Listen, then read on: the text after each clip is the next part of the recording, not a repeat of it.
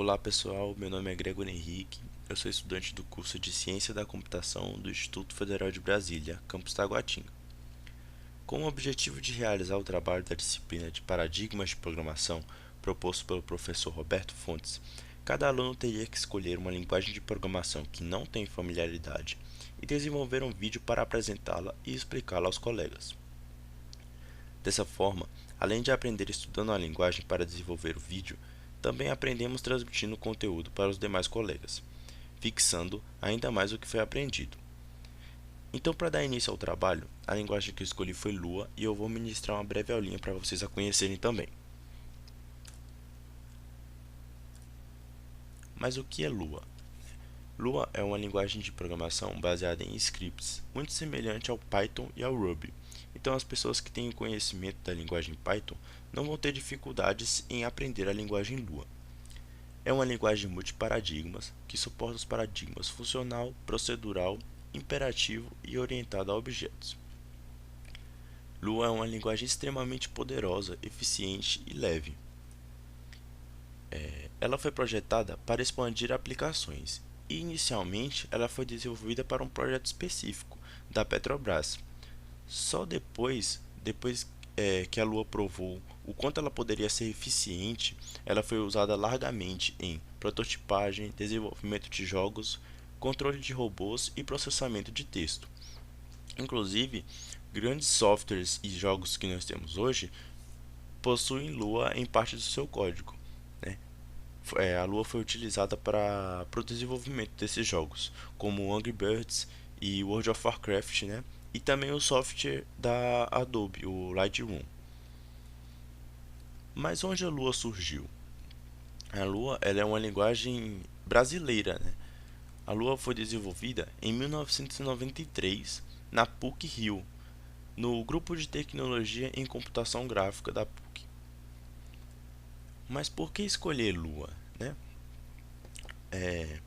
Por ser desenvolvida no Brasil, ela tem um grande material na língua portuguesa, né?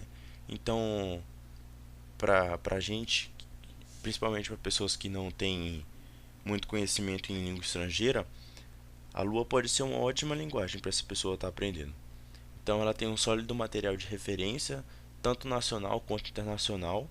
Grande parte da comunidade que, que dá suporte à Lua é internacional, embora ela seja uma linguagem brasileira, né? Desde o seu lançamento, ela vem sendo utilizada em aplicações reais, como eu já citei anteriormente, no caso dos jogos e softwares, né, onde foi utilizado o Lua. E a Lua é uma linguagem rápida. Ela compila sem modificações em todas as plataformas que tem um compilador C padrão. Então, Unix, Windows, Android, iOS, microprocessadores embutidos e até mainframes da IBM. Mas o que significa ser embutível, né? Significa que você pode facilmente incluir Lua na sua aplicação sem aumentar quase nada o seu tamanho. Então, como eu já falei, ela é extremamente simples e poderosa, né? E é um software livre de código aberto. A Lua pode ser usada para quaisquer propósitos, incluindo propósitos comerciais, sem qualquer custo ou burocracia. Então, mas vamos falar da linguagem em si, né? Lua é uma linguagem que suporta apenas um pequeno número de estruturas. E todas as variáveis são globais. É preciso definir as que são locais. Nessa parte de código aqui foi um código que eu implementei, né? Posteriormente eu vou estar mostrando para vocês essa implementação. É um código de uma função que retorna o fatorial recursivamente, né? Então ela é muito semelhante ao Python. As pessoas que têm conhecimento do Python, você não precisa estar colocando estruturas de término de comando como em C, que você tem que colocar o ponto e vírgula, né? Você tem que deixar a linguagem formatadinha e basicamente as estruturas básicas, pessoas que têm facilidade com C, que conhecem a linguagem C ou a linguagem Python, as estruturas são muito semelhantes, então a dificuldade que você vai ter para programar em Lua vai ser muito baixa. Com relação à regibilidade e legibilidade, Lua não é uma linguagem de baixo nível, né? Então, para você entender um código e você conseguir escrever um código também, não é nada muito difícil. Você precisa de um pouco de estudo e conhecimento só. E como eu já disse, né, pessoas que conhecem linguagens como Python e C não costumam apresentar dificuldades. Aqui embaixo tá, eu coloquei um exemplinho de código em Lua que trata de entrada e saída, né, input e output. E você pode definir o que você vai estar lendo da sua janela de comando, né? Se você vai estar lendo um number, ou se você vai estar lendo uma linha, ou um número de caracteres que você vai ler. Você pode definir isso tudo com essa funçãozinha do IO_read. E tem o IO_write também, que é para você escrever na janela de comando, né? Você não vai só estar lendo dados agora, você também vai estar exibindo dados na tela. Com relação às estruturas de dados, é uma questão grande, bem importante, né? Que em linguagens como C, os nossos índices eles começam em zero, mas em Lua não. A indexação automática de Lua começa em 1, né? Então nesse código aqui em cima, ó, eu tenho um array de 4 posições. Então se eu pedir para imprimir a segunda posição, ele vai imprimir o B, porque a indexação começa de 1. Então o A seria o 1, o B o 2, o C o 3 e o D o 4. Uma questão bem legal também da Lua é que eu posso estar retornando mais de um valor em uma função. Eu posso estar retornando mais de uma variável em uma função, né? Aqui embaixo nessa função do point, né, eu estou definindo uma estrutura de dados e eu passo dois valores para ela e depois eu coloco esses dois valores num array. Então eu vou ter um array com a estrutura de dados que possui dois valores, x e y. Então depois eu posso mandar imprimir uma posição desse array. E aí lembrando que a indexação começa em 1 e não em 0. Se eu mandar imprimir o array da posição 2, o valor de y, né, contido nele, o que será impresso será 40. Porque o x da posição 2 é 30 e o y é 40. Então, se vocês tiverem alguma dúvida, tá aqui o meu e-mail, vocês podem estar entrando em contato comigo. E agora eu vou mostrar um códigozinho para vocês e algumas características da linguagem Lua. Então, pessoal, aqui já no nosso editor, eu tô fazendo pelo editor e executando, compilando e executando no terminal, porque eu não achei necessário eu trazer uma ideia para vocês aqui, mas o Lua tem sim IDEs que você pode estar usando para programar em Lua, né? Tem o Geany, o Coneki e para o Windows também a gente tem o LuaEdit 2010. Mas eu vou fazer aqui no editor de texto mesmo e rodar no terminal. Eu acho que fica mais simples de vocês estarem visualizando. Então a primeira coisa que eu quero mostrar é o comentário. Geralmente, isso aqui era um código que eu estava treinando antes de fazer o vídeo. Então eu deixei ele comentado, né? E eu vou estar executando em partes para vocês. Na linguagem C, por exemplo, a gente coloca para fazer um comentário, a gente coloca barra barra, né? Em Lua não, em Lua a gente vai colocar o que? Hífen hífen. Então trabalho de paradigmas de programação.